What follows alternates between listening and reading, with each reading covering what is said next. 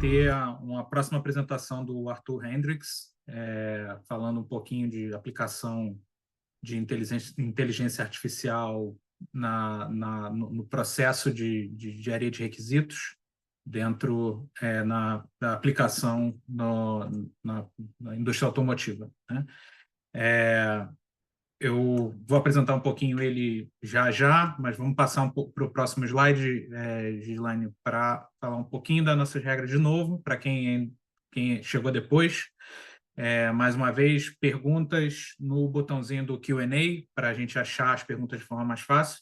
O chat, fica à vontade, pode comentar, falar um com o outro e dizer de onde você tá conectado, é legal para a gente entender. Fica à vontade, pode usar o chat de forma bem informal. A apresentação vai durar 45 minutos, né? E a gente vai deixar aí 10 minutinhos para perguntas e respostas, né? A gente não tem mais um intervalo, o intervalo já foi. E no final, ou durante, tem um formuláriozinho de feedback, tem um QR Code aí na frente. Isso, vocês podem ficar à vontade para contribuir com o nosso evento e o capítulo como um todo, né? Dar feedback sobre o evento, as apresentações, o nosso capítulo, para a gente melhorar e evoluir para os próximos eventos. O que você quer ver, tópicos, de formatos, enfim. Importante ter esse input. Eu já falei um pouco, mas falando de novo, inscrições abertas aí, manifestação de interesse para o nosso cohort do ano que vem, que é um grupo de apoio, grupo de estudo para a certificação do processo de certificação de engenharia de sistemas do INCOSE.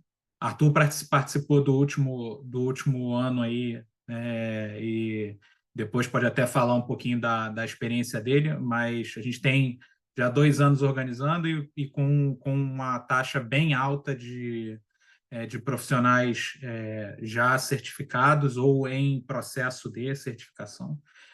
Então, acho que uma oportunidade gratuita que o capítulo, né, o INCOSE Brasil está fornecendo. Então, quem tiver interesse em saber mais, só se inscrever. Tem um link também no nosso chat. Apresentando aqui o nosso apresentador de hoje, o Arthur. Ele é engenheiro eletricista com experiência em projeto, otimização e análise de sistemas, com ênfase no desenvolvimento de produtos. Atua em serviços como engenheiro de sistemas, sendo responsável pela modelagem de funcionalidades do sistema, desenvolvendo máquinas de estado, diagramas de comportamento nos níveis de conceito, lógico e implementação, que sustentarão os requisitos e verificação e validação de casos de teste para aprovação. Ele é membro do INCOSE já há algum tempo e está contribuindo bastante para a nossa comunidade. Apresentou também o trabalho no simpósio do ano passado, participou do nosso podcast, então já é um membro aí já com uma certa bagagem e a gente agradece de novo pela contribuição e por ser um membro ativo da nossa comunidade. Arthur, obrigado de novo pela participação, pela ajuda de sempre, e espero que você também tenha enviado alguma coisa para o simpósio do ano que vem. O deadline é amanhã. Eu espero ver você lá, ou virtualmente também, no ano que vem. Obrigado e com você aí. Obrigado, Fábio. Boa noite, pessoal. Agradeço a oportunidade de estar falando para toda a comunidade aqui mais uma vez. É sempre um prazer, né, estar falando desse tema. E também a plateia, né? Sexta-feira à noite, Black Friday, são os guerreiros que estão aqui hoje com a gente, né? Deixa eu compartilhar minha tela para a gente começar a falar um pouquinho sobre a apresentação.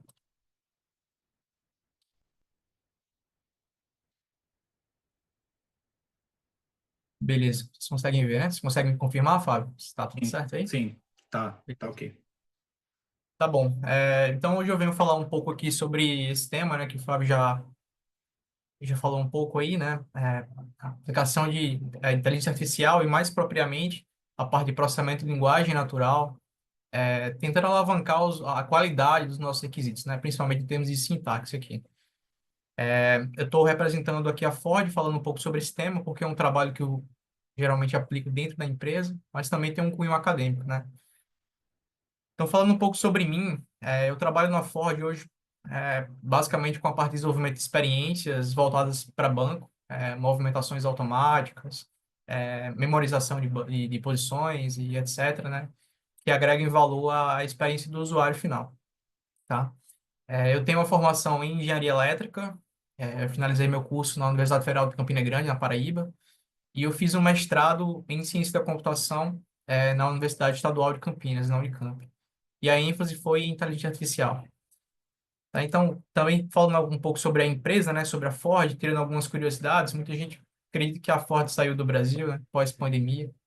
Nós saímos do Brasil como montadora, mas toda a parte de pesquisa e desenvolvimento continua no Brasil, né? A gente tem hoje 4 escritórios aqui, dois em Salvador, na Rua do Gomes, tem um maior em Camaçari, é o principal, o Senai Cimatec, esse aqui da imagem acima. E nós temos 3 escritórios na região, de São Paulo. Na capital, tem na Vila Olímpia, o headquarters, também tem o Ipiranga, que é esse Ford Academy, geralmente a gente faz treinamento com concessionárias e o pessoal que presta serviço de manutenção. E também tem um campo de provas, né, em Tatuí, que geralmente é feito teste de durabilidade para alguns produtos, como por exemplo a Ranger, que é produzido na Argentina. Tá? Também trouxe aqui como uma curiosidade, né? Se a Ford saiu do Brasil e já não fabrica mais carros no Brasil, quais são os carros que a Ford trabalha hoje, né? Então, a gente tem a Ford F-150, é um dos principais produtos comercializados lá na região dos Estados Unidos. A Ford Super Duty também, americano gosta muito de picape, né? Alguns clássicos aí, como o Mustang Mach-1, parece muito em filmes, né? O irmão dele, o Mustang Mach-E, que tem uma vertente um pouco mais elétrica. A Ford Ranger, que é mais, a gente costuma ver mais no dia a dia aqui dentro do Brasil, né? É fabricada lá na Argentina. O Ford Bronco. E a Ford também tem a marca Lincoln, né? Que geralmente é mais comercializada lá nos Estados Unidos. Então, eu trouxe aqui o Lincoln Navigator e o Lincoln Aviator, que são programas que também, né, costumam ser comercializados na região da China. Então, como é que a engenharia de sistemas se casa, né, no setor automotivo? A plateia, eu acho que acredito que já é bem, né, tem uns conceitos bem aprofundados na parte de engenharia de sistemas, mas eu trouxe algumas tendências, né, para comprovar essa justificativa, né? Então, hoje, as tendências do setor automotivo elas estão principalmente voltadas para conectividade, né? Então, várias aplicações aí com telefone, né, que detém ali uma maior comodidade para o cliente, um maior conforto, né? Então, eu trouxe uns exemplos aqui. Por exemplo, hoje em dia tem algumas funcionalidades que você consegue se comunicar com o carro, né? Utilizando ali o Google Play ou a Amazon, enfim. Você consegue alterar a temperatura do veículo antes de você entrar. Para algumas regiões é super importante isso. Por exemplo, Estados Unidos, quando tá uma região, que é uma região que tem invernos severos, né? A gente consegue pré-aquecer o carro antes de entrar, né? GPS, uma localização até o próximo ponto de recarregamento da bateria. Então, todas as experiências fazem estão sendo cada vez mais produzidas e aplicadas dentro dos veículos, né? E a maioria dela tem um cunho ali de software por trás. Então, essa comunicação e conectividade, ela não é só para ativar funções ali no carro, né? Então, a gente também consegue fazer uma atualização de experiências via over the air, né? Igual a gente tem lá nas versões do nosso aplicativo, né? No telefone, a gente consegue baixar uma atualização e ter uma experiência nova no carro. Inclusive, é um dos mercados que a Ford pensa e tem embarcado aí nessa nova linha, tá? E a outra tendência também são, né, os veículos elétricos, né? Várias montadoras aí foram pioneiras, a Ford também tem vários carros e vários veículos nessa linha também. E é um dos focos toda essa mudança que tem gerado aí um aumento da complexidade, no número de ECUs dentro do veículo, número de experiências, né? E por conta disso, a engenharia de sistemas se justifica dentro do nosso setor. Então, eu trouxe aqui também mais ou menos o que é que a gente costuma fazer, né, em algumas linhas lá da Ford, né, aplicando o modelo V, né? Então, comunicação com stakeholders, pessoal de user experience, regulamentações de veículos, né? Cinto de segurança, por exemplo, é um dos itens que são é, que tem a regulamentação por trás, né? Então, tudo isso a gente precisa levar em consideração antes de montar um carro, né? Então, a engenharia de sistemas ela tem um papel fundamental nessa construção do conhecimento, é, até para gerir essa complexidade, né, e interdisciplinaridade entre diversas aplicações, mecânicas, elétricas, né, enfim. Então, geralmente a gente tem essas primeiras conversas no início de um desenvolvimento de um sistema, né, aplica ali várias técnicas de desenvolvimento do design, arquitetura, né, redação de requisitos, né, realidade virtual, né, para simular algumas experiências. E tudo isso, né, que é feito em modo de design, vai ser implementado dentro das ECUs, né, vai ser codado, né, se a gente está falando de software também, e implementado, né. Então, nessa primeira fase, a gente tenta conseguir ter mais assertividade dentro do design, né, e dos nossos requisitos. A segunda parte já envolve essa parte de teste, né. Então, a gente costuma fazer esse teste ali, testes unitários, né, que envolvem apenas um módulo em específico, faz todo um processo de relatório dos testes, verificação e erro, né, até a gente ter um nível ali de robustez, para partir para a parte de integração, né, onde a gente coloca todos esses módulos dentro do veículo e começa a fazer testes um pouco mais severos até a fase de desenvolvimento do produto em si dentro do carro, né, onde a gente vai conseguir, de fato, simular a experiência do usuário na prática, tá? E aí, onde é que entra a engenharia de requisitos, né? Como eu citei anteriormente, um dos passos dentro do design redigir requisitos, né? E eu trouxe aqui a definição do processo do handbook do Encode, né? Que ele fala basicamente que o objetivo do processo de definição de requisitos é transformar a visão das partes interessadas, né? Orientada para o uso dos recursos desejados em uma visão técnica, de uma solução que atenda às necessidades operacionais do usuário, né? E parece muito bonito na prática, mas na teoria, mas na prática isso é um desafio gigantesco, né? E é sobre isso que eu queria começar a falar a partir de agora. Então, por exemplo, eu trouxe um dado aqui, que é um artigo do SAE de 2017 e ele usa um exemplo de uma das features, né? Um dos sistemas que a Ford oferece aos clientes, né? Então, esse dado ele diz que 41% dos problemas de software encontrados durante o desenvolvimento do sistema do ProTrailer Backlight System na F-150, aquele carro que eu falei anteriormente, no modelo de 2016, estavam relacionados aos requisitos, né? E 38% de todos os problemas de software, né, estavam relacionados a esse sistema de maneira específica. Então, os requisitos eles têm esse poder de guiar uma implementação errada e acabar findando ao fracasso de um desenvolvimento de um produto, né? E aí eu trouxe outro dado também para reforçar, que é um relatório que a NASA geralmente faz anualmente. Esse dado ele é até bem antigo, é 2007, mas eu acho ele super curioso, que ele mostra as fases em que aparecem mais problemas na implementação de um dos sistemas que eles mostram lá no relatório, né? E o número ele é bem tendencioso para a fase de redação de requisitos, né? A parte de design já é um pouco menos, parte de codagem, parte de teste também. Existe essa escadinha aí. De forma complementar, eu trouxe um dos gráficos lá do nosso handbook, né? Que ele mostra que existe uma correlação entre o investimento e o custo de você resolver um problema mais cedo ou mais tarde, né? Então, sempre que a gente consegue encontrar problemas mais cedo, a gente está deixando de perder dinheiro, né? E deixando de arriscar o nosso projeto, nosso processo, né? Então, eu trouxe aqui alguns desafios da escrita dos requisitos, né? Para a gente começar a construir esse pensamento.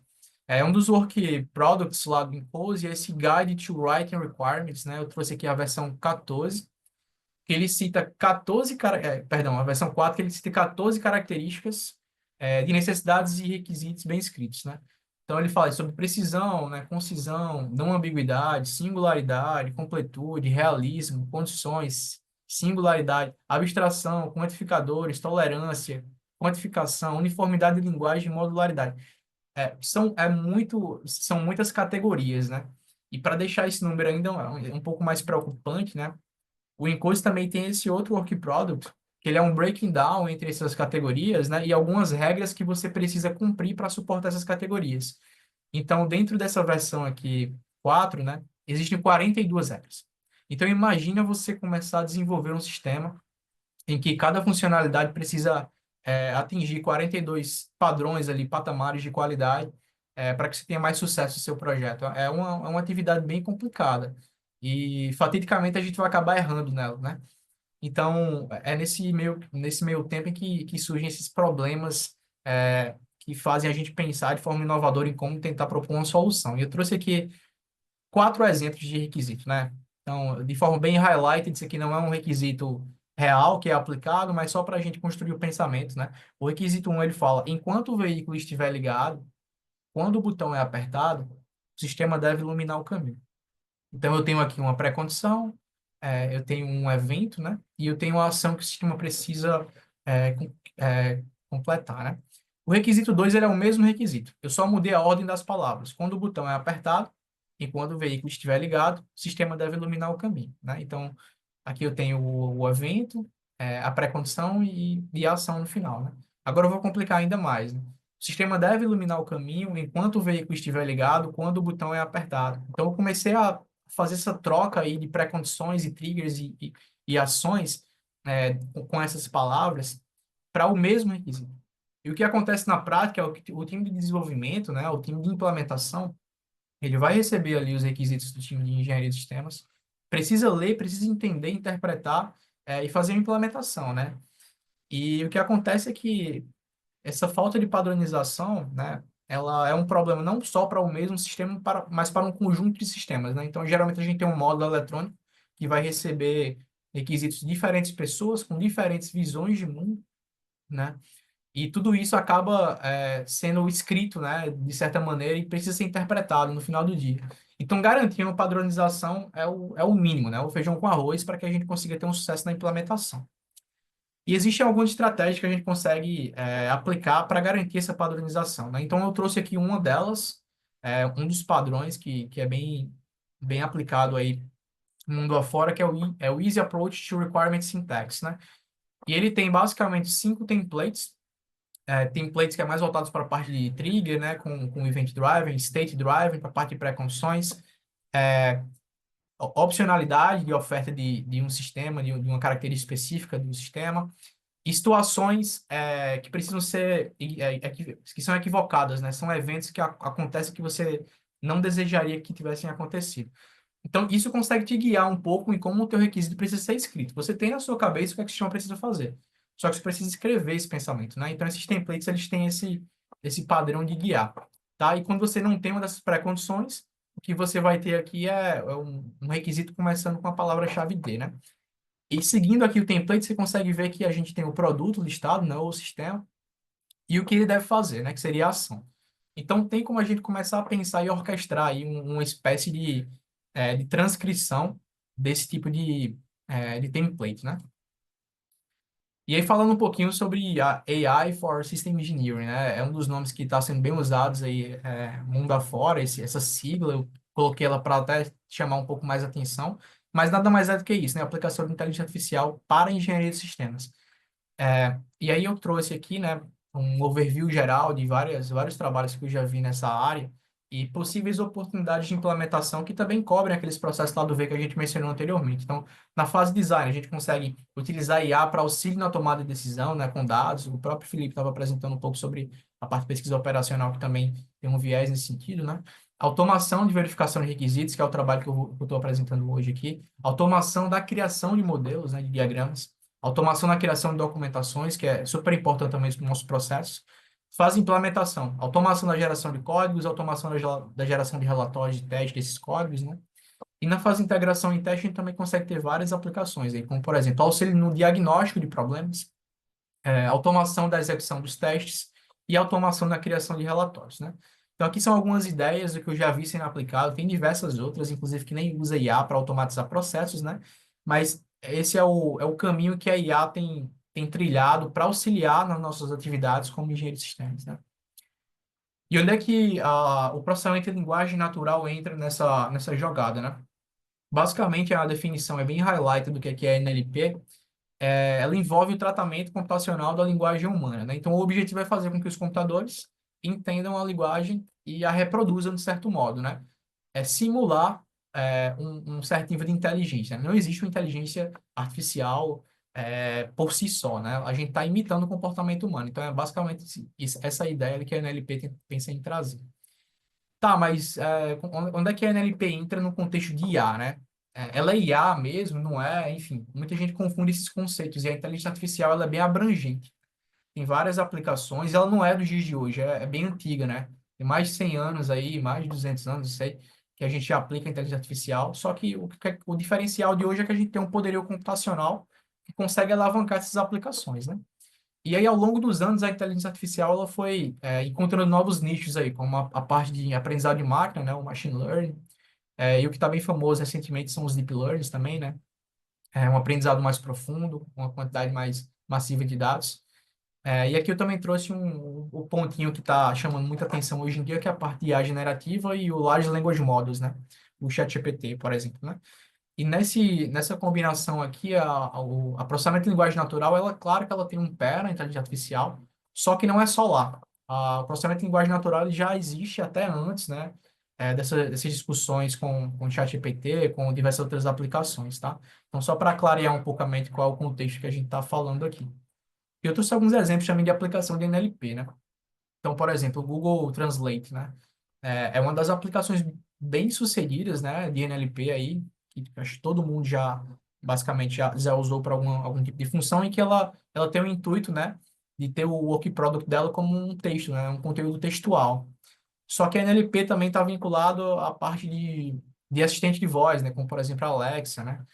Você consegue fazer recomendações, ser interpretado. Essa interpretação, ela é transformada ali em linguagem natural para que o dispositivo consiga se comunicar com você, né? Entregar algo que você espera que seja inteligível.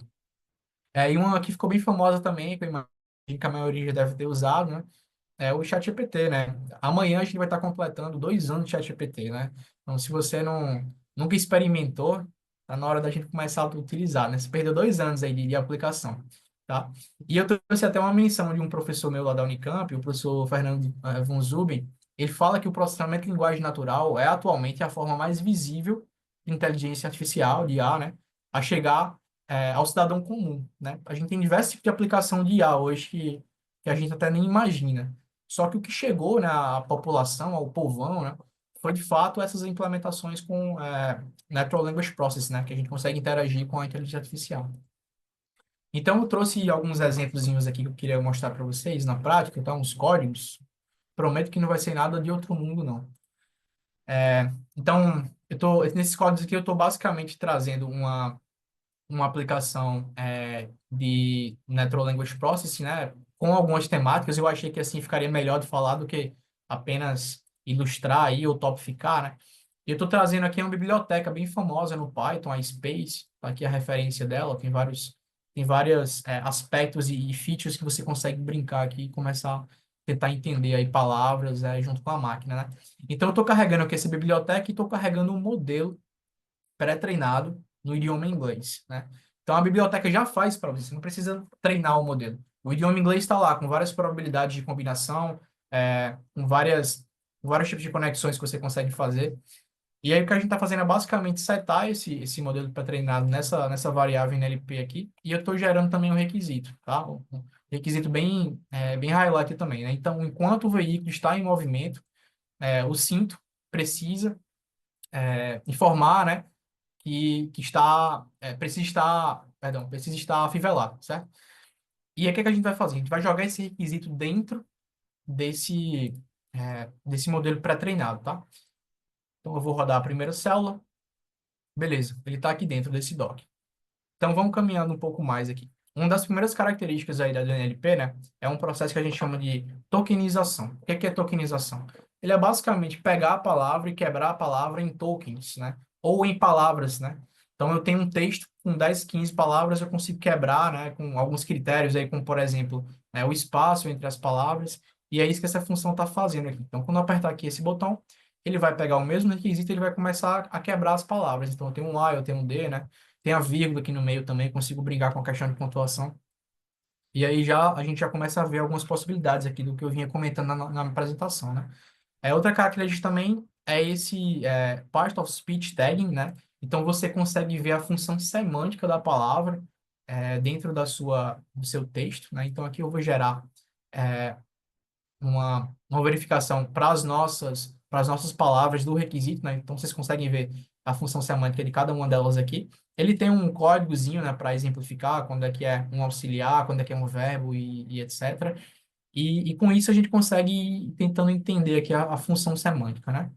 E uma outra característica também que eu acho bem interessante é esse dependency part, né? Ele consegue verificar como essas funções semânticas se relacionam entre si. Então, eu vou carregar essa célula aqui e o nosso requisito ele vai aparecer aqui com as funções, né, semânticas de cada palavra abaixo e as suas relações em relação a outras palavras, né? Algo bem gramatical, digamos assim, né? E o que é bem interessante também é que a gente consegue ver o principal verbo da frase, né? Então, qual é o principal verbo da frase? Ele está bem correlacionado com a ação que o requisito precisa executar, né? Então, geralmente, ele tem mais conexões com outras palavras. Isso é bem interessante a gente ir abordando, tá? E aí, para a gente começar a construir aí essa ponte entre Natural Language Processing e essas características e padrões, né? Eu trouxe aqui um outro notebook também, com o Ears, né, que eu mencionei anteriormente, para a gente tentar verificar como é que a gente consegue fazer uma implementação desses templates aqui de maneira prática, tá? Então, o mesmo esquema. Aqui eu estou pegando a biblioteca, estou importando a Space no idioma inglês, mais uma vez, e aqui eu estou gerando dois requisitos para a gente fazer uma brincadeira, tá? Então, o primeiro requisito, ele está errado. Ele não tem uma ação depois do verbo shall, certo? E eu vou jogar esse cara aqui dentro do meu modelo. Então, quando eu rodar aqui essa célula, é a mesma situação, tá? Só que aqui não tem ação no final. Então, quando o botão é pressionado, o sistema, né, o feature deve, só que eu não sei o que, é que o sistema deve fazer. Isso aqui seria um problema, um possível issue, né, de implementação. E o pior é que isso aqui é muito comum, né? A gente tem muita função parecida, aí no dia a dia a gente começa a dar Ctrl+C, Ctrl+V, né? Perde muita coisa, usando Excel e etc. Então, isso aqui acontece com muita frequência. E aí eu vou usar o processo de tokenização, tá? Então, eu vou transformar esse requisito nos tokens. Beleza, eu tenho o mesmo requisito aqui, todo em tokens, né? Então, seguindo adiante, eu vou implementar uma regra da minha cabeça aqui, utilizando tokenização, por conta dessa questão da ação, né? Então, o que é que o sistema tem que fazer? Se eu voltar no template, o que está faltando aí no meu requisito seria a função depois do produto e do does, né? What to do, a gente não tem essa informação. Então, essa função ela vai basicamente cobrir esse comportamento, tá? Então, eu estou recebendo aí todos os tokens, eu faço uma varredura nele de maneira interativa, tá? E eu vou verificar se depois da palavra shall existe alguma outra palavra, existe algum outro verbo, por exemplo. E se tiver faltando alguma coisa, né, eu vou gerar uma mensagem de erro. Ó, depois da palavra shall é necessário ter uma ação, né? Se não, beleza, está satisfazendo o meu pedido aqui. Então, rodando aqui essa célula e chamando essa função, beleza, eu já verifiquei que ele identificou que está faltando a palavra, está faltando algum termo depois da palavra shall, né? Está faltando a ação. Então, eu vou voltar aqui em cima e eu vou descomentar esse cara aqui, né? Corrigido, e vou rodar novamente. Então, o meu requisito aqui, ele mudou e ele tem uma ação, ou seja, eu corrigi, né? Depois de verificar o que estava errado, vou gerar os tokens novamente, né? Uma nova combinação de palavras e vou chamar essa função mais uma vez, tá? E agora eu consigo verificar que o meu requisito está satisfazendo essa condição, tá? Então, tá aqui o antes e depois dessa análise que a gente está fazendo, né? Então, a gente estava pendente aí uma ação, depois de requisito eu consegui verificar que estava faltando, fui lá corrigir e mandei. Então, tá completinho em termos de padronização relacionada ao WIRS, tá? Então, vamos avançar um pouco mais. Eu também trouxe aqui um notebook com aquele guide de boas práticas lá do Encode, né? A versão 4 com as 42 regras, mas eu só implementei uma aqui para a gente fazer uma demonstração, tá? Então, o mesmo esquema, mais uma vez, aqui eu trouxe uma quantidade maior de requisitos só para a gente verificar algumas condições. Então, o primeiro requisito, ele fala, quando o botão é pressionado, quando qualquer botão é pressionado, o sistema tem que iluminar o caminho, né? O que é que está errado nesse requisito, Arthur? O Encode, ele tem regras que foram analisadas por vários especialistas, né? E chegaram a algumas conclusões que algumas palavras geram ambiguidade. Uma delas é o N aqui, é uma palavra vaga, né? Qual é o botão? Para você que trabalha com o sistema todo dia, talvez seja muito fácil identificar qual é o botão que está falando. Só que para o cara que vai implementar, que recebe diversos outros sistemas para implementar também, isso aqui não é tão abstrato para ele, né? Então ele pode ficar confuso em relação a isso aqui e te chamar novamente, gastando mais tempo aí no processo de implementação, ou então implementar o que ele acha que é o correto. E aí lá na frente você vai encontrar um problema em relação à implementação por conta dessa situação, né? Então aqui eu vou rodar, né? Mesmo esquema mais uma vez. E aqui a regra 7 que a gente vai implementar é justamente, né? Para evitar ter esse tipo de palavra no nosso requisito, né? O N, o qualquer. Então eu fiz uma funçãozinha aqui que ele vai verificar se existe N nos tokens, né? E ao rodar aqui, a mensagem que vai aparecer aqui cara, você realmente está usando o N aí no seu token, então, por favor, corrija, volte atrás para satisfazer a regra 7, tá? E evitar problema lá na frente. Então, eu vou comentar esse cara aqui e eu vou descomentar é, esse Active Voice aqui, que seria outra regrazinha que a gente também fez na implementação, tá? Qual o problema aqui, né? Quando o consumidor... Perdão, deixa eu até colocar o outro lá, que acho que vai ficar mais interessante para a gente fazer uma brincadeira. Esse outro aqui, a gente tem aquela questão que eu mencionei dos 4 requisitos, né? Às vezes a gente coloca a pré-condição em um lugar, a ação em outro lugar, fica um pouco confuso. E o que está confuso aqui, na verdade, é o sujeito da ação, né? A gente está na voz passiva, então aqui ele está falando que o botão é pressionado, só que eu não sei quem é o ator desse, dessa ação aqui específica, tá? Então eu vou rodar esse cara, eu vou passar pela regra 7 e ela já foi corrigida para esse camarada aí, tá? Então tá satisfazendo. E eu vou rodar o mesmo requisito para outra regra do encode, que seria a regra 9.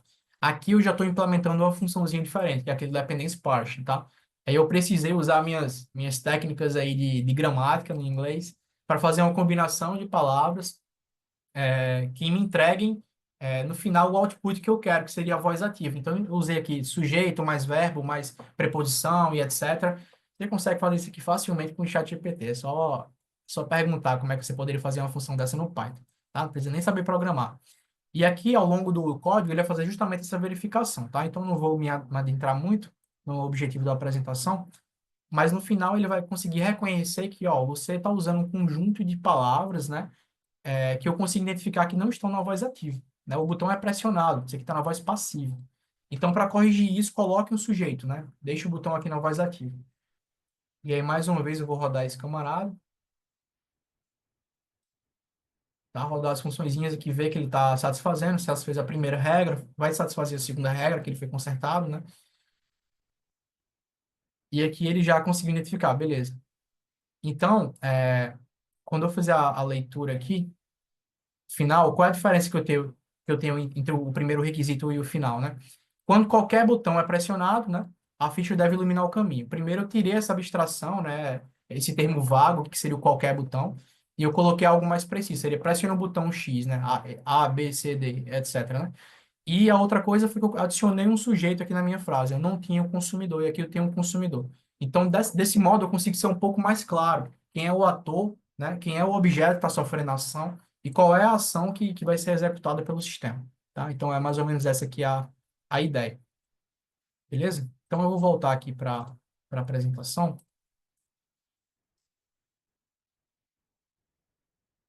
E eu trouxe alguns trabalhos também, né? Para a gente não ficar só nessa brincadeirinha, né? Então, inclusive, um detalhe que eu queria ressaltar percebam os anos dessas publicações, né? 2021, faz o quê? 3 anos aí.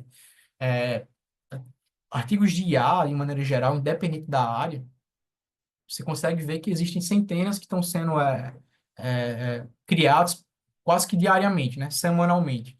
Então, está muito quente essa área, não só na nossa vertente de engenharia de sistemas, mas também em outras áreas. E aqui esses dois trabalhos que eu achei bem interessantes, eles são na mesma linha, só que eles usam outro padrão. Na minha empresa, a gente usa essa norma do I3E aqui para escrever requisito. Beleza, na minha empresa, ela é mais voltada para a parte de software. Eu uso Gherkin, eu uso Behavior Driven Development, whatever. Você consegue usar a mesma ideia para criar essas funções e começar a automatizar esses processos, tá?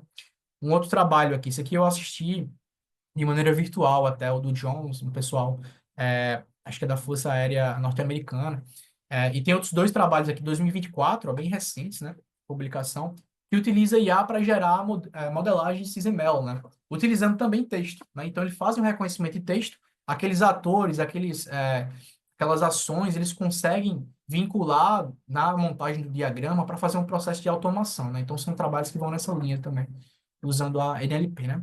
Eu trouxe aqui duas publicações do nosso grupo de pesquisa lá da Ford, né? O primeiro, a gente fez essa avaliação da sintaxe e requisitos, né? Baseados no template Years e nas regras do Enclose. Foi uma publicação que a gente fez no SAE no ano passado. E esse ano a gente apresentou, como o Fábio falou, né? No Simpósio Internacional, trazendo uma aplicação um pouco o next step do que a gente fez hoje aqui, né? Seria, eu tenho as minhas falhas, e eu tenho os requisitos. Como é que eu consigo confrontar isso e corrigir automaticamente? Que hoje eu faço tudo manual. Então, a gente fez umas aplicações com o Large Language Model, né? LLMs aí. É, APIs como o ChatGPT, enfim, Google Gemini, né? Para a gente verificar o impacto que esses modelos grandes de aprendizado têm na utilização e na recorreção dos requisitos, tá? E beleza, eu também trouxe aqui um último notebook, prometo, que seria mais ou menos a ideia de o que seria esse Requirement Syntax Verification Tool, né? Esse aqui é um dos produtos que eu geralmente aplico lá dentro da empresa. Deixa eu só fechar aqui, pessoal.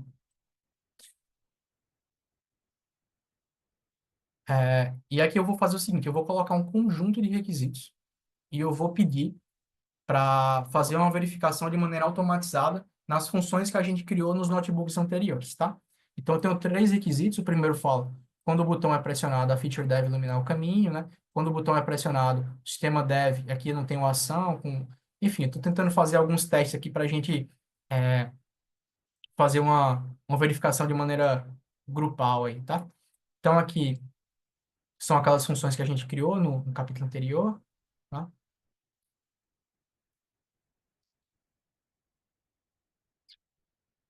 E beleza. O que é que eu fiz aqui? Eu peguei esses três requisitos e passei de maneira interativa em cada uma das funções. Então, eu tenho três funções. Eu gerei três respostas diferentes para cada um dos meus requisitos, tá? Então, dentro de cada célula dessa aqui, eu vou ter três respostas se está satisfazendo ou se não está satisfazendo. O primeiro eu consegui verificar que não estava usando voz ativa, né? O segundo, ele não tem o show e etc, né? E aí eu corrigi esses requisitos, né, deixando eles mais concisos, mais direcionados. Aqui eu tenho um ator, aqui eu tenho a especificação de qual é o botão que eu preciso pressionar, e aqui eu tenho três diferentes respostas. Eu vou iluminar o caminho, eu vou tocar um som, eu vou aumentar a temperatura, tá?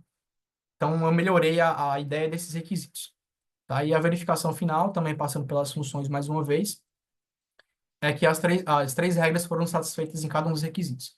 Então, seria meio que uma possível aplicação que a gente consegue fazer, tá? Então, aqui tá os requisitos antes, né? Só para a gente ter mais uma vez uma visão macro. E eles depois, né? De maneira redigida aí manualmente. E a gente consegue utilizar aí LLMs para fazer essa correção de maneira automatizada. E eu gostaria de trazer isso numa posterior apresentação aqui no nosso grupo também, tá? Voltando aqui também à apresentação, pessoal. Então, algumas discussões que eu queria comentar, né? Eu vi várias apresentações sobre AI durante a conferência do professor Carlos. Ele trouxe alguns pontos interessantes e eu gostaria de ressaltar esses pontos. A inteligência artificial ela não vai tomar o lugar de engenheiro de sistemas. Isso aí é prego batido, tá? Aqui está até uma imagem que eu gerei com inteligência artificial. E esse robô ele tem dois braços esquerdos. Então, acho que se você pedir para uma criança desenhar um robô, ela não faz esse erro aqui. Então, não tem como a gente comparar. Tem que ter um humano por trás sempre. Nossos processos não vão ser 100% automatizados. A gente tem que ter uma cabeça pensante por trás. Porém, há oportunidades para a gente aumentar a nossa maturidade técnica, né? Os nossos conceitos, e utilizar esse tipo de ferramental aí dentro das empresas, dentro da academia, né? Para alavancar aí projetos e resultados interessantes, né? E um outro ponto que eu também quero puxar a sardinha aqui, né? Eu estou falando que aplicar IA requer bem menos complexidade do que gerir os sistemas que trabalhamos no dia a dia, né? Então, os nossos sistemas eles são bem interdisciplinares, né? Em parte mecânica, elétrica, enfim, whatever. Pô, as funçãozinhas dessas aí com Python você consegue fazer hoje, né? Utilizando LLM, utilizando o ChatGPT, você consegue criar código. Esses códigos funcionam para a aplicação. Você precisa falar o que é que você quer que aconteça, né? Então não tem mais aquelas horas de buscando tutoriais na internet que a gente precisava ter para poder criar uma funcionalidade com programação, né? As coisas estão cada vez mais acessíveis, tá? E eu trouxe a minha visão também, já alinhada com a visão do Encode para 2035, né? Voltada para IA, que ele fala que a engenharia de sistemas se transformará com novas práticas e tecnologias emergentes, como a IA, né, e ciência de dados. Essas mudanças permitirão métodos mais eficientes para especificar, analisar, projetar e verificar sistemas, né? Modelos de alta fidelidade e simulações avançadas permitirão avaliar rapidamente múltiplas alternativas de design. A integração homem-sistema se tornará essencial para lidar com a complexidade crescente e a autonomia dos sistemas, né? A educação contínua em engenharia de sistemas será crucial para desenvolver competências técnicas e de liderança necessárias, adaptando-se às novas demandas de mercado. Me arrepiei aqui. Mas vai bem na linha do que a gente está discutindo aqui hoje, né? Esse processo de automação, né? Esses exemplos que a gente consegue ir aplicando no nosso dia a dia, tá? Então, eu queria desejar a todos aí um excelente dia do Internacional de Engenharia de Sistemas, né? E abrir aqui para perguntas sobre a apresentação. Legal, Arthur. Muito obrigado e muito interessante a aplicação e ver que né, vocês têm desenvolvido e têm se apropriado da tecnologia para colaborar com ela e aumentar a eficiência e a capacidade do time, né? Como você falou, a inteligência artificial está aí e o legal é a gente usar ela como uma ferramenta e colaborar com o humano no aumento das capacidades, né? Então, eu acho que a inteligência artificial está ajudando a aumentar a capacidade humana de criar, e de ser mais eficiente. E acho que esse que que deve ser a abordagem, né? Sempre a inteligência artificial não vai fazer nada sozinha, né? Tem sempre um humano colaborando ou construindo. Então, acho que é importantíssimo ver a aplicação já dentro dos processos, né, de uma organização implementados já no dia a dia. Então, bem legal. Vamos ver, o pessoal começou a enviar já as perguntas. Eu tenho alguns comentários, mas vou trazer logo do comentário do nosso Adail aqui. Ele está falando, o Handbook já tem desculpe, o Encose já tem um chatbot treinado com conteúdo do Handbook V5. Ah, eu não sabia disso, não. Isso é bom, Adail, nem sabia disso. Não deve demorar muito até que temos o especializado em requisitos já com critérios propostos no guia que você mostrou. Ah, foi um comentário. Mas eu sabia que tinha um desenvolvimento, mas não sabia que já tinha alguma coisa pronta já. Legal saber. Não sei se você tá envolvido com alguma coisa no grupo de trabalho, lá no Working Group de inteligência artificial, Arthur? Tô. O Barclay Brown, ele fez uma reunião, né, com o pessoal do grupo de inteligência artificial, com um tema bem voltado para isso aqui, só que eles estão com três áreas diferentes. A gente começou a endereçar uma primeira área que seria mais ou menos nessa linha aqui de verificação, né? Mas tem outros grupos que estão trabalhando com outros tipos de aplicação. Eu me reuni duas vezes com ele, por enquanto a gente não começou a botar a mão na massa. Eu até pensei que ia sair alguma coisa para a conferência, né? Mas acho que ficou para um próximo momento. Mas eu estou em contato com o pessoal, eu tenho visto o que está acontecendo e Ah, legal. Não, é legal. Até surgiu esse comentário na sessão de quarta-feira, né, o- o La Rosa apresentou lá e alguém perguntou sobre a contribuição brasileira dentro do Working Group. E é bom saber que você está envolvido e, né, que tem gente, né, do Brasil envolvida e não só, para quem está assistindo, né, não só o Working Group de inteligência artificial, mas qualquer um dos Working Groups está aberto para membros do Encose colaborar, né? Alguns deles eles fazem reuniões e apresentações e tem também grupos, né, reuniões de trabalho. Então é bom ter brasileiros contribuindo, e trazendo também o aprendizado. Legal. O Adail falou aqui que eles liberaram uma versão beta para algumas pessoas. A Adail é um insider, né? Ele sabe de tudo. É legal. Bom, pessoal, coloca mais aí as perguntas. Eu vou fazer um comentário aqui antes disso, enquanto o pessoal está escrevendo. É, Eu achei bem legal a aplicação. E a minha pergunta é se vocês já conseguiram. Entendo que vocês já estão utilizando de alguma forma esse tipo de aplicação, pelo menos para verificação de sintaxe, alguma coisa assim, nos processos. Vocês já chegaram a, de alguma forma, medir o quanto que vocês estão conseguindo melhorar em termos de qualidade do requisito ou eficiência no processo de revisão de requisito? Você tem alguma métrica que vocês já utilizaram na Ford?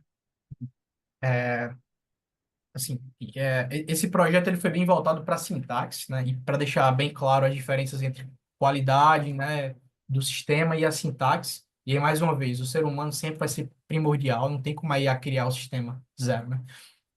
A gente fez uma verificação no processo de revisão de requisitos globalmente, e a gente conseguiu melhorar 50% dos requisitos globais. Existiam times na Ford que nem tinham padronizações.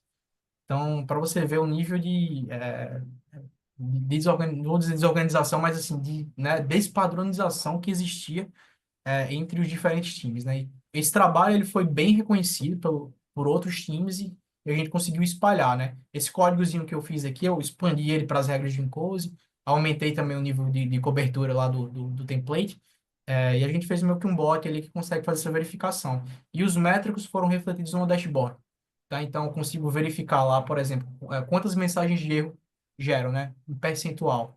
80% do time tá seguindo, 20% não tá, precisa melhorar. Vamos fazer treinamento, vamos fazer, né, processo de revisão, o que é que seja para a gente conseguir alcançar esses métricos. E outras ideias de projetos também surgiram, Fábio, ao decorrer desse tempo aí. Por exemplo, eu estou falando um problema aqui bem voltado para a parte de sintaxe, mas esse é o problema de completude, né? A falta de requisitos que não estão ali. E durante o processo de design, quando você faz a modelagem, você consegue se deparar com situações em que você não pensou quando estava escrevendo. Então, a gente teve uma ideia de como é que a gente consegue retroalimentar os modelos dentro do requisito de maneira automatizada, né? Usando processamento de linguagem natural. Então, os diagramas que a gente monta lá no Magic Draw ou em qualquer outro tipo de sistema, eles geram uma tabela, né? E essa tabela você usa ela ali como um data frame, passa ali um algoritmo, né? E vai padronizando. Ó, esse aqui é o ator, esse aqui é tal cara, esse aqui é tal cara, e vai formando essas ideias aí. Então a gente tem tentado cobrir essas vertentes aí. Ah, legal. Eu acho que o mais importante da de qualidade assim, você adotar um padrão que seja, né? Assim, não existe um padrão melhor do que o outro. Alguns podem ficar mais complexos do que outros. Eu tive a oportunidade de fazer um treinamento com o Mav, o cara que criou o Ears, né? E a Uhum. gente, na empresa que é a última empresa que eu trabalhei, a gente teve essa colaboração com ele de tentar implementar dentro dos processos o framework dele, por ser um framework bem direto e simples. Então, para quem tem menos vivência com requisito e com engenharia de sistemas, é menos assustador do que você trazer, por exemplo, essa lista de regras do Encose, que para alguém que olha pela primeira vez fala: Meu Deus do céu, eu nunca vou conseguir fazer isso, muito complexo. Então, o importante é adotar um padrão de qualidade, que a forma que for, se é a ISO que você mencionou também, eu acho que esse que é o principal. E aí, seguir aquele padrão para garantir qualidade. Eu acho que esse que é o ponto. Legal. Bom, o que você vê, assim, acho que minha última pergunta agora, se ninguém tiver mais nenhuma pergunta, como é que você vê o futuro aí da engenharia de sistemas? Você já mencionou um pouquinho, mas o que você vê para o futuro, dos próximos 2, 3 anos, que pode impactar mais a engenharia de sistemas, se apropriando das capacidades de inteligência artificial nos processos? Como é que você vê isso? Eu acredito que eu tenho um longo caminho pela frente com a parte de redação de requisitos ainda. várias outras oportunidades. A lista é longa ali, né? E aí um spoiler também de um trabalho que eu tenho feito é, por exemplo, como é que eu consigo verificar a interação entre diferentes sistemas por meio de inteligência artificial, né? O cross system interaction, né, que a gente chama. Às vezes um sistema você nem imagina que ele tem interferência no outro, e às vezes tem, né? E aí usando IA você consegue ali tentar disseminar esse tipo de comportamento. Um dos meus objetivos aí a longo prazo é tentar deixar esses requisitos cada vez mais robustos, completos, de fato espelhando, né, a solução tecnológica que vai suportar a experiência do cliente, tá? E aí, se for usando modelagem, se for, enfim, o que quer que seja, eu tô no meio, estou tentando fazer. Mas eu imagino que os processos vão ficar cada vez mais voltados para a aplicação de IA. Não tem como fugir disso, eu imagino, porque dependendo do campo, né, que a gente está aplicando isso aqui, a interdisciplinaridade ela é tão grande que você não consegue, cara. Você não consegue prever situações específicas, né? Então, as empresas querem ter sucesso, né? Com demandas cada vez mais rápidas, agile, vai precisar ter esse tipo de automação, né? Para garantir e acelerar os processos e entregar os produtos com qualidade, né? Então, esses é um dos desafios que a gente tem enfrentado na Ford hoje, né? Tentar acelerar o processo de verificação e qualidade essa parte de redação de requisitos para ter sucesso nas implementações e, assim, novas demandas de mercado surgindo aí, né? Venda de software de maneira virtual, quem sabe, né? Uma das coisas que eu comentei lá no início. Então, são vários desafios e eu imagino que a IA vai estar andando lado a lado aí, né? Legal, obrigado, Arthur. Mais uma vez, agradecer pela sua colaboração para a comunidade. Tem mais uma pergunta aqui, entrou uma pergunta aqui, ainda tem uns minutinhos. O Herbert Costa está perguntando: boa noite, Arthur, obrigado pela apresentação. Você já fez ou tem conhecimento de uso de IA para detectar contradição ou redundância de requisitos? Uma das regras do Encode, ele cobre isso, né, a parte de redundância. Não sei se ele quis dizer redundância em relação ao mesmo sistema ter, ter dois requisitos parecidos, né? Ou se diferentes sistemas. Assim, eu nunca fui direto nesse ponto. Eu acho que talvez eu até cobri meio que indiretamente, sem perceber. Mas não foi um carro forte das minhas aplicações, não. Tá? Mas pelo que eu me lembro de cabeça, assim, o Encode tem algumas regras, né? Que verificam, a gente não deve ter requisitos iguais, né? Seriam dos processos, mas não sei se redundância que eles falavam foi no sistema de processo, sistema aí, né? Os carros têm um pouco menos de redundância comparado com aviões, né? Com outras coisas que a gente tem aqui no nosso grupo também, mas não é um problema tão frequente do setor automobilístico, eu diria. Tá? Eu entendo que a redundância que ele está falando é no set de requisitos, né? Assim, ter requisitos que são similares, né? Similares, Estão dizendo a mesma coisa de formas diferentes e você conseguir detectar não necessariamente a verificação da escrita daquele requisito, mas aquele requisito dentro do contexto de todo o set de requisitos, né? É, a gente verifica hoje quando eles são bem próximos, bem parecidos, usando ali pré-condições e triggers parecidos. Mas se ele foi escrito de uma maneira muito abstrata e diferente, assim, é uma das coisas que hoje eu não capturo nesses códigos aqui. Legal, mas pelo menos já tem uma tentativa de não só detectar, né, problemas com a escrita de requisitos singulares, mas também analisar o pacote como um todo e tentar, pelo menos, pegar inicialmente alguns problemas no set completo de requisitos, né? Legal. Desse problema que eu citei, Fábio, do cross-system interaction, né? Quando eu tenho dois sistemas diferentes, o ideal é que a gente consiga, se a gente tem uma interação em comum, o ideal é que a gente consiga testar cada um do seu lado, né? Para ter uma cobertura do que está sendo implementado. E às vezes uma pessoa implementa e a outra não cascateou aquele requisito. E aí gera um problema de teste lá na frente, né? Dá um pau em alguma coisa, você não consegue levar adiante a implementação porque tem um problema claro no seu sistema, mas você também não tem uma cobertura porque você não colocou. Então, esse tipo de coisa também a gente está tentando fazer com essas verificações cross-systems também, né? Se os sistemas paralelos que têm interferência, eles têm aquele requisito, né? Testemunhando essa interferência, né? Legal. Depois o Herbert mandou aqui esclarecendo que era isso mesmo, essa redundância de requisito definindo a mesma coisa. Legal. Legal. Arthur, de novo, obrigado pela colaboração e espero ver você de novo aí nos próximos eventos e colaborando aí com o capítulo. A gente precisa de gente engajada assim para a gente conseguir crescer e fazer isso que a gente tem feito nos últimos anos.